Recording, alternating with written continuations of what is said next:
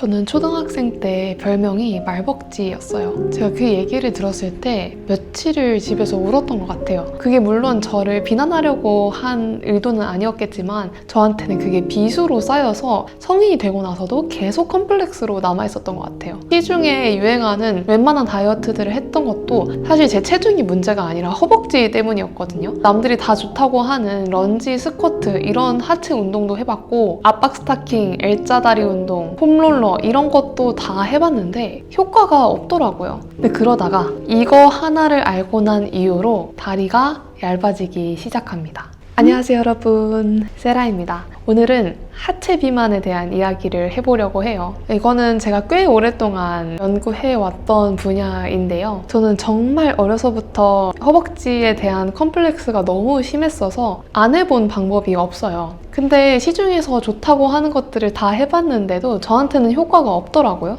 조금 공부를 해보니까 알게 된 사실은 이 하체 살을 빼는 방법은 따로 있다는 거예요. 그래서 오늘 영상에서는 제가 이 다리에서 이 다리로 가기까지의 과정을 여러분들께 소개해드리려고 합니다. 일단 제가 몇 가지 체크리스트를 드릴 테니까 여러분이 하체 비만인지 아닌지를 한번 판단해보세요. 오래 걷고 나면 다리가 땡땡해진다. 수족 냉증이 있다. 격한 운동을 하면 배가 차가워진다. 공복 운동을 하면 허기가 지고 어지럽다. 쉽게 체하고 소화기관이 약하다. 어떤 음식을 먹는지에 따라서 변비가 자주 온다. 상체는 빈약하고 하체는 튼실하다. 운동을 하면 할수록 다리가 붓는다. 종아리가 쉽게 땡땡해지고 아프다. 그렇게 좋다는 물을 많이 마셨는데 화장실만 자주 가고 별로 도움이 안 되는 것 같다. 여러분들이 이 중에 과반수에 해당이 되신다면 이제부터 제가 말씀드릴 내용들이 도움이 많이 되실 겁니다. 제가 하체 살을 빼기 위해서 제일 먼저 했던 거는 체온 관리였어요. 그러니까 속을 따뜻하게 해주는 데 집중하기 시작했습니다.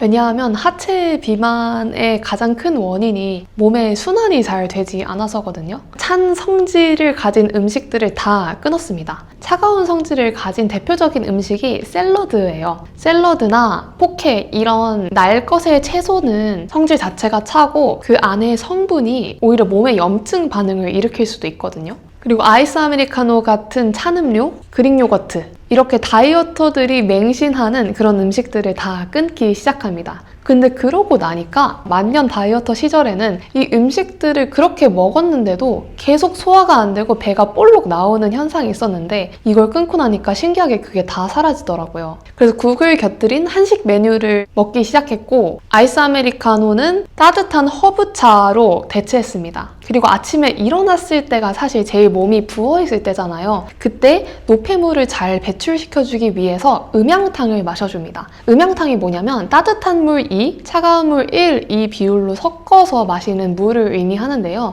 원래 따뜻한 게 위로 올라가고 차가운 게 아래로 내려가는 성질이 있잖아요. 그래서 이 음양탕을 아침에 먹어주면 훨씬 몸에 활기가 돌고 순환이 잘 됩니다. 그리고 두 번째는 혈액순환을 돕는 거예요. 1번은 평소 먹는 음식에 가깝고 2번은 습관이라고 보시면 될 것 같은데요. 아침이랑 자기 전에 어떻게 하루를 보내는지가 다리를 결정합니다. 왜냐하면 자는 동안 노폐물이 쌓이잖아요. 이 시기에 앞뒤를 어떻게 보내느냐에 따라서 하체 라인이 완전히 바뀌더라고요. 그래서 저는 아침에 일어나서랑 자기 전에 무조건 다리 스트레칭을 해줍니다. 다리만 하실 게 아니라 골반 스트레칭도 같이 곁들여 주시는 게 좋아요. 하루 종일 의자에 앉아있거나 다리를 꼬는 습관이나 이런 여러 가지 이유로 인해서 골반이 뒤틀어지는 경우가 되게 많아요. 골반이랑 허벅지, 발목, 종아리 이런 구석구석을 10분 정도 내서 무조건 풀어주는 편입니다. 제일 좋은 자세가 비둘기 자세, 개구리 자세 이 두 개는 꼭 해보셨으면 좋겠어요. 또 주기적으로 일주일에 한 번 정도는 반신욕이나 족욕을 해주는 게 좋은데요. 이 다리에 있는 노폐물들을 따뜻한 물로 잘 감싸주면 혈액순환도 돌고 몸의 온도가 올라가면서 다리가 좀 물렁물렁해집니다. 그리고 세 번째는 올바른 자세입니다. 하체가 붓는 분들은 평소 자세가 아마 전반경사일 확률이 높아요.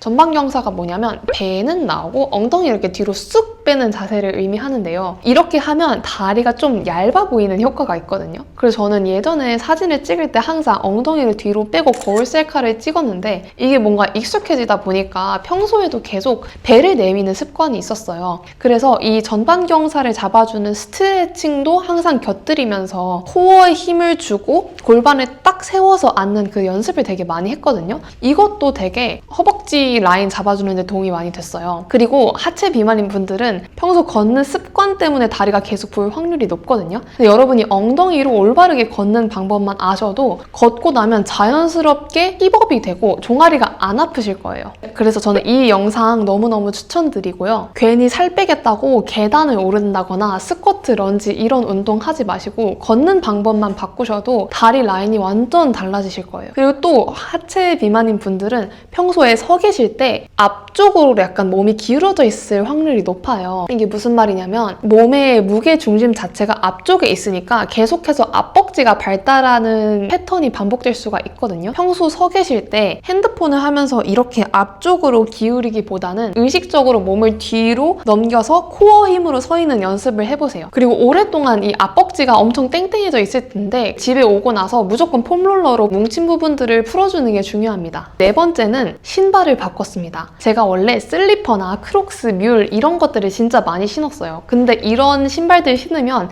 다리가 두꺼워지거든요. 왜냐하면 이런 신발을 신으면 제가 앞에서 말한 올바른 자세로 걸을 수가 없습니다. 이 신발이 자체가 이렇게 터벅터벅 걷게 만들기 때문에 우리가 발의 아치를 활용해서 걸을 수가 없어요. 아치가 잘 살아야 엉덩이로 걸을 수가 있고 하체에 이상한 힘이 들어가지가 않게 되거든요. 평소에 구두나 크록스, 뮬 이런 것보다 발 모양에 딱 맞는 아치를 잘 살려주는 운동화만 신으셔도 훨씬 다리가 덜 부으실 거예요. 그리고 사무실에서도 슬리퍼 신는 분들 많으시잖아요. 그 슬리퍼도 편하려고 신는 건데 사실은 다리에 진짜 안 좋습니다. 그리고 다섯 번째는 근력 운동을 완전히 멈추고 다 스트레칭으로 교체를 했습니다. 제가 주 3회를 헬스장 가서 열심히 운동을 하던 시절이 있었어요. 러닝머신에서 인터벌로도 뛰고 덤벨 들고 하체 운동도 열심히 했거든요. 근데 그때 날이 갈수록 다리가 두꺼워졌습니다. 그래서 근력 운동을 하는 분들은 무조건 그 앞뒤에다가 스트레칭 루틴을 넣어주시는 게 좋은데 저는 사실 근력 운동 자체보다도 요가 같은 순환 운동을 훨씬 더 추천드립니다. 저도 요가나 필라테스 같은 운동하면서 다리 라인이 훨씬 더 잡혔고 붓기가 빠지기 시작했거든요.